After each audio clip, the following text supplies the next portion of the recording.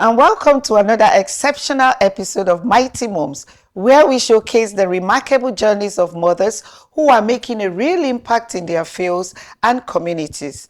We are reaching you live at the Achievement Channel from our studio at the School of Eloquence here in Lagos. I am your host, Sarah Roberts, and today we have the privilege of hosting a woman who exemplifies resilience, determination, and the unwavering pursuit of purpose. She is a woman who has fearlessly navigated the walls of healthcare and entrepreneurship, all while raising a family and staying true to her values. She is a pharmacist, the founder of Rockaid Pharmacy and Stores Limited, and an inspiring leader in her community. She started her business with limited resources and faced numerous challenges, and yet, through sheer determination and strategic planning, she transformed her dream into a thriving reality. Her story is a testament to the power of perseverance, resilience, and a commitment to continuous growth. You will meet her shortly after this break. We will be right back.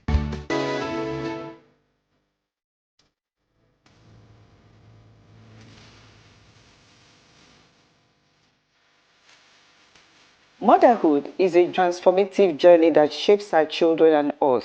It's filled with joy, challenges, and profound growth.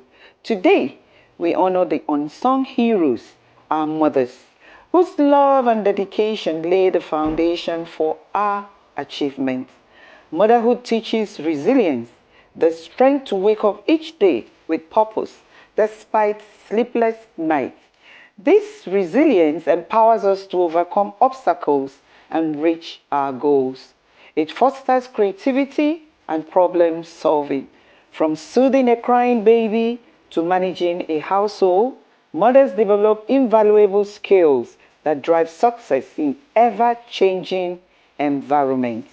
Today, we celebrate every mother who has doubted herself yet continue to push forward. Your love, sacrifices, and commitment are the true markers of success. You are the heartbeat of your family, and your influence reaches far beyond your home. Today, to all the mothers watching, remember this: your journey, filled with love and perseverance, is the foundation of all-round achievement. You are raising the next generation of dreamers, leaders, and innovators. Your role is powerful. Welcome back. It is still Mighty Moms on the Achievement Channel, coming live from our studio at the School of Eloquence. Joining us today is Ngozi Chinwe Ochuba, a pharmacist, entrepreneur, and mother who exemplifies the strength and determination of women in Nigeria. Ngozi, you're welcome to the show. Thank you so much. How are you doing? I'm doing great, thank you. Good. Ngozi, your journey as an entrepreneur is truly inspiring. You started Rockaid Pharmacy with little or nothing, and you faced a lot of challenges in the early days. What motivated you? What motivated you to take this leap of faith? And how did you manage to surmount those initial challenges? Thank you so much for your question. Okay, my journey as an entrepreneur and the establishment of Rockaid Pharmacy, I wouldn't say was inspired by just one event. A lot of things, came together to make me take that leap. First and foremost, I already had my life vision, I already saw where I wanted to be, the kind of person I wanted to be. I wanted to be a self-reliant person. That was one. Then I had worked in the hospital as a youth corper and as an internee, and I noticed the gap in the practice for pharmacists. Pharmacists were most of the time just boxed into a cubicle. Mm-hmm. And pharmacists are underutilized. There's so much they could do. So just putting them behind the cubicle to dish out drugs that they know so much about was just not enough for me. Then coupled with the fact that I was already married and I had a young family. So I needed to be able to balance life, family, and work. And I thought I could do that if I was in control of my own time, the time I work. So all that put together made me take that decision, even though it wasn't easy for me then, no resources, little children, three of them, all under 5. But, by the time I discussed with my husband, he encouraged me that if that was what I wanted to do, I should give it a push. And that was how I started. So your husband was a great support system for you? He was, yeah, he was. Okay. You have achieved a lot in your career. You beginning from working as a medical representative to founding and expanding your own pharmacy. How was it possible for you to maintain that balance between a demanding and enormous role in your career and raising a young family? Let me ask that again. That's an interesting question. And I've come to understand, and I believe that being a woman, family life and career, they are not mutually exclusive. You can do well, you can do the two together and be successful in the two. I think they actually help one another. They're intertwined. They're intertwined. Okay. So I don't think being a woman with children is an excuse. It's your determination and how you manage your time. Like you just asked me how I manage my time. You have to put in your own processes. You have to standardize the way you do your own things, both at work, the SOPs are there. At home, you should also have your SOPs. As a young person, I came across one book I read at the time, Every Woman. And there's something I read in Every Woman that never left me. It told me that I could have my whole day if I planned well. It told me I could plan my meals as a wife.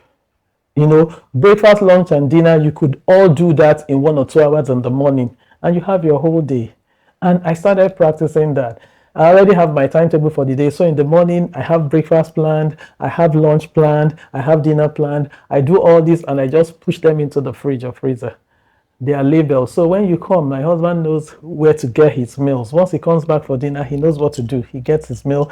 The children's meals are already ready. When we come back from our creche and nursery, we just pick our meals, we warm them and we eat, and we run back to work. So we were juggling live, home and work. It was interesting and it was fun. In the office, I created a space for the kids. We did our homework there. So I was able to juggle it, and I think it was interesting, even though it was challenging, but we were able to do it. So it is the ability to harness your organizational skill. Yes, you have to. You need to know what you want. And you should also understand that you shouldn't let any suffer. You have to be there for the home. You have to be there for the business, especially a business that was just starting. I needed to put things on ground and I needed to nurture it. So I had to be there. Okay. So relocating to Osaka in 2009 proved to be a pivotal moment for Rockaid industry or Rockaid pharmacy. What motivated you? What pushed you to make that decision at that particular time? And of what benefit does it have on your business or on you as a leader, even at the present time? I think that was actually, moving my business to Osaka, I wouldn't say it was actually planned from the beginning, but we had to move home. You understand? It got to a point we were not comfortable living. I was living at Aguda in Sulere. Okay. And Aguda became hot. In those days, you always had those issues of insecurity, gunshots every now and then. And I wasn't comfortable, you understand? So we started thinking of relocating and we moved to Osaka.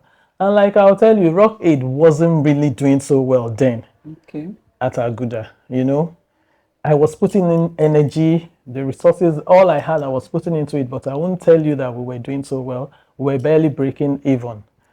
But when we moved to Osaka, I was still trying to manage Rockaid from Osaka, driving all the way from Osaka to Aguda every now and then. Sometimes I'll leave the house. The traffic between Osaka to Via is like I'm there 2 hours. So by the time I'm getting to Osaka, I have to start coming back to do school run. So this happened for a while, and I was also pregnant for my fourth child.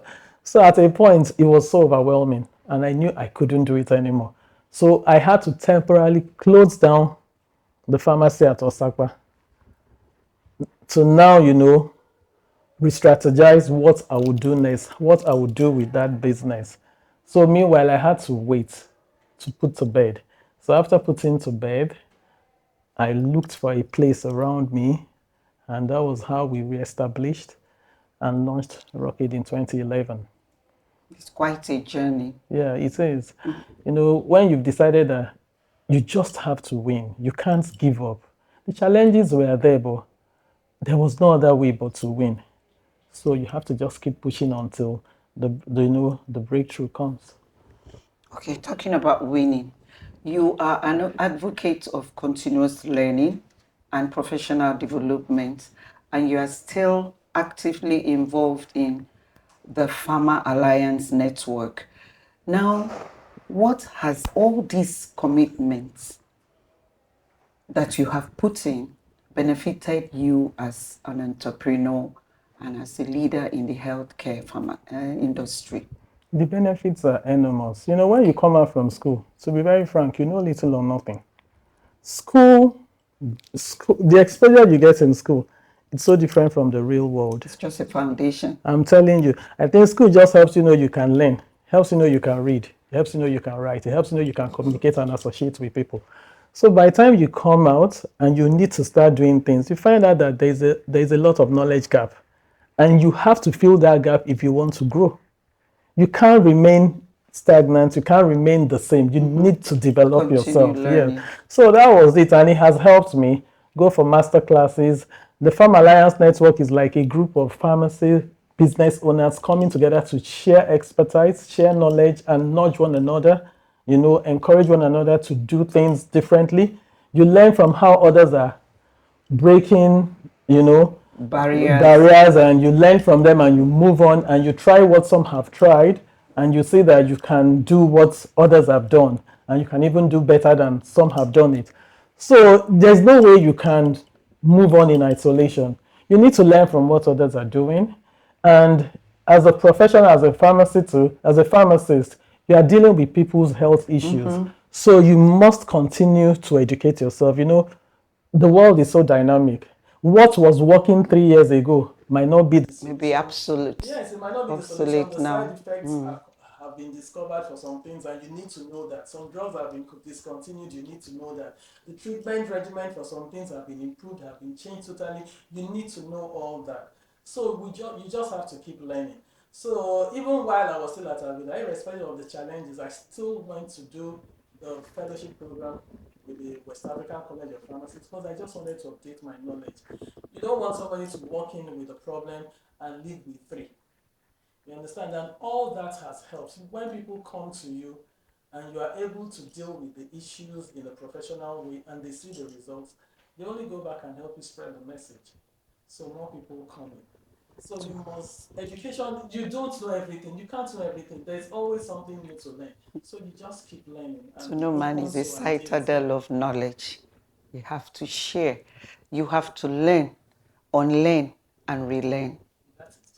Thank you so much. Now, beyond your professional achievement, you are also passionately involved in women empowerment. Can you share your visions on how you want to help these women, help or encourage these women to support each other in achieving their goals? Thank you so much. Anyway, I'm a strong advocate of women being independent and believing in themselves. I've always said that women should not in any way think they are second class citizens. You should not in any way feel you are inferior to anybody. We are all first and foremost human. So that is what I tell anytime I'm in a forum where I have to talk to women or girls, I let them understand this. Don't let anybody box you into what you are not. You are made to be more. You understand?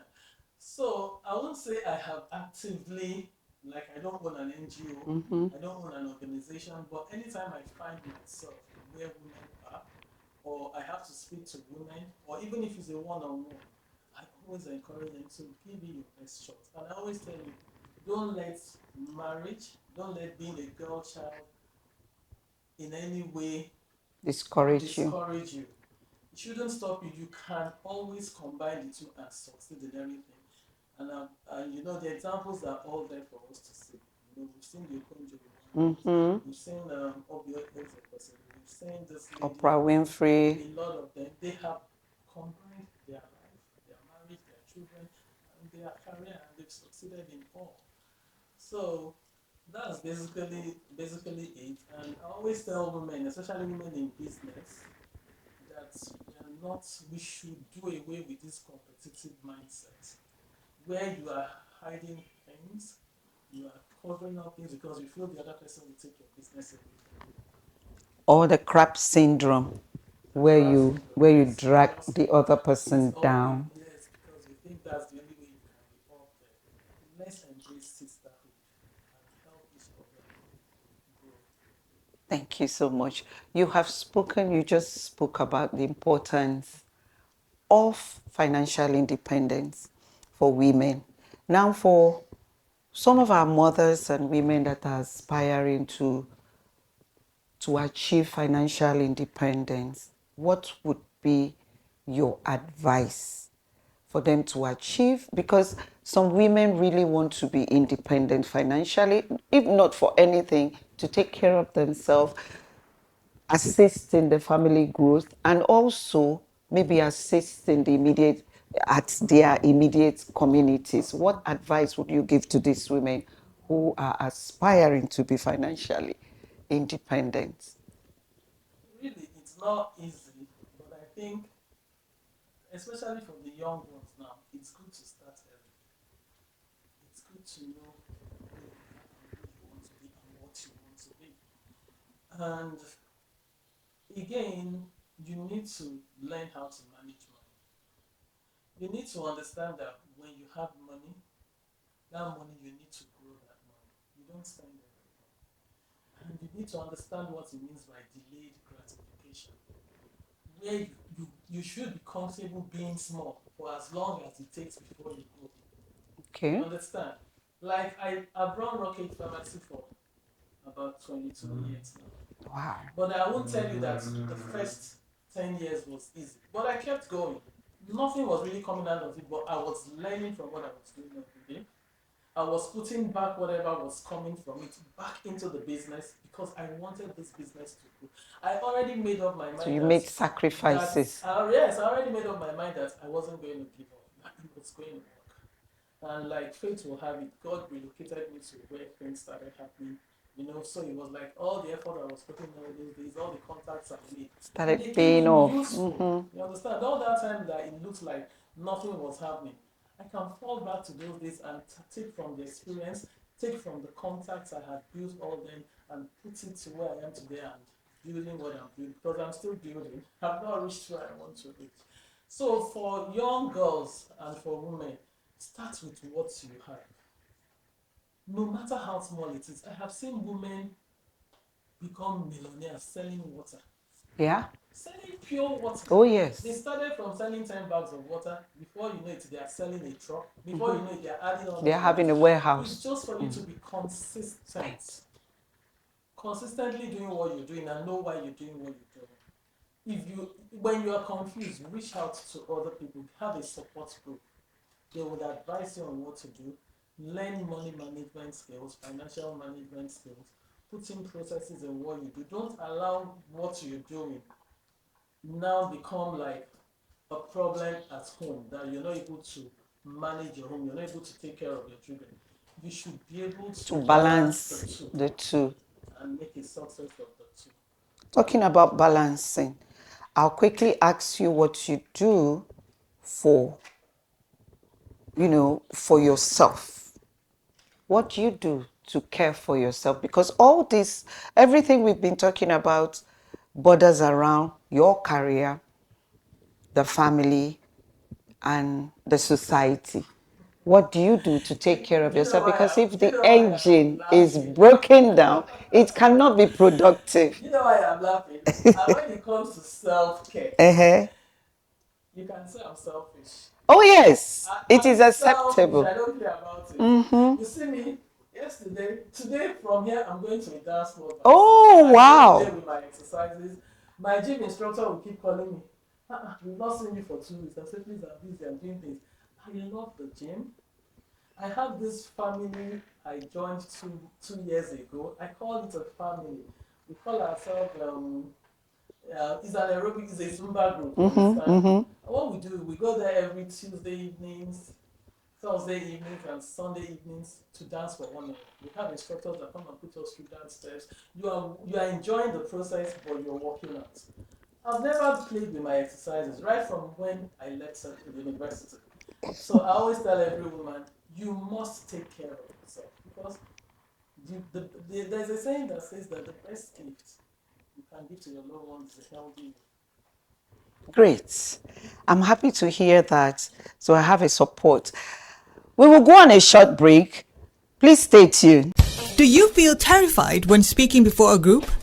Are you stressed when asked to present? Do you forget your points? Are you shy and need confidence? How do you give a speech with polish? Learn how at the School of Eloquence, the home of public speaking. Attend our 2-day practical training in public speaking. Call 0802 303 2066 or log on to schoolofeloquence.org. School of Eloquence, teaching the world to speak. Welcome back to Mighty Moms on Achievement Channel. Ngozi, now looking ahead to the future, how do you envision your continued involvement in the healthcare industry and your efforts to empowering women? Okay. Looking ahead, Or like do you intend to retire after a while to I face don't the I don't family? have any plans for retirement. Great. I can't see myself going home to just sit down doing nothing. Not doing I don't know how anything. it's going to work, but I'm believing God that He will give me the grace, that I'll be healthy till I go. I should be, how do I put it? My mobility should be there. I should be able to go around and do things. So I intend to keep improving myself. Okay. I And intend, improving others. as I improve because for me to improve others, I have to be abreast of what is happening, improve myself, and carry the young ones of people behind me along. And when I have opportunities to employ, I take on the women and I encourage them and tell them that this is how I have started and this is what you can do. And I intend to give more time. I think it has come to a point in my life where I think I should be able to give more time to mentoring others. I should be able to give more time to NGOs. Maybe not own one. I don't intend to own one, but maybe partner with NGOs and also to give to the society. Carry out outreaches, talk to people, whatever I have, the resources I have, deploy it back into the lives of people and into the society so that others can be better than what I am now. Now, for women who are aspiring, women and mothers who are Okay. aspiring to go into entrepreneurial businesses or ventures, what advice and are possibly facing self-doubt, fears, and not really know how to take that baby step? What advice, what words of encouragement would you have to give to them, based on your own experiences? The truth is that things always look like they are impossible before you make an attempt. But when you make an attempt and you start to do it, at a point you might find yourself on autopilot. You just keep moving. So there's that saying again that says, "Do it afraid." We all have our fears. Nobody would say you don't have butterflies. Yeah. And the truth is that sometimes you will try and it will fail. But I think we should not be afraid of failure. I have learned over time that things will not always work out. Some things will definitely fail, but you learn from that experience. You know, if it's the guy that discovered the bulb, he said at least he has learned 100 ways 100. not to do it. So you'd learn from your failures so that you come out stronger and even better.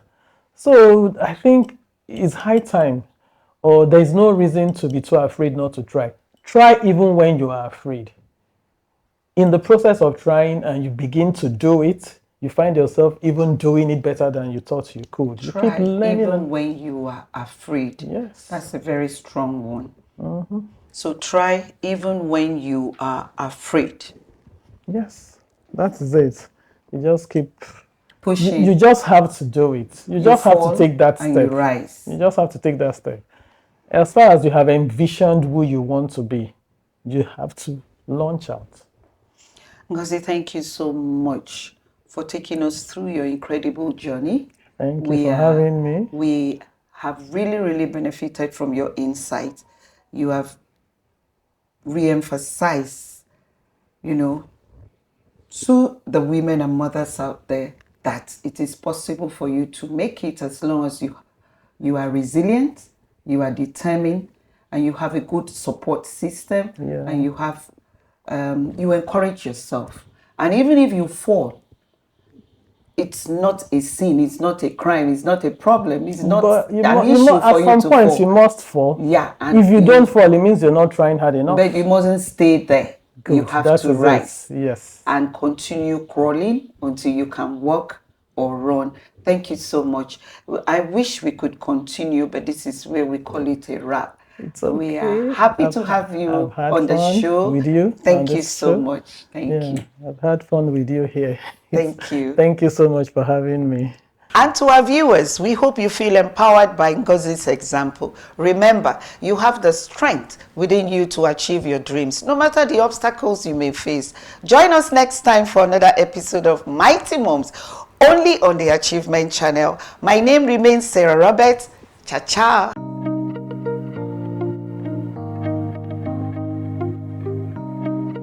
Imagine stepping into a world where every breath refreshes your spirit.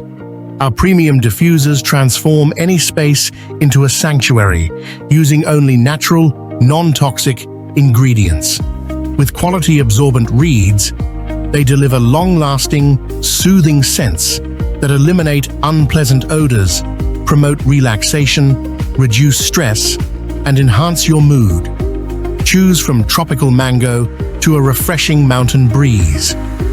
Elevate your environment and discover a non-toxic way to improve the air you breathe. With Christian Creations, your home becomes a personal escape to paradise. Experience the freshness today.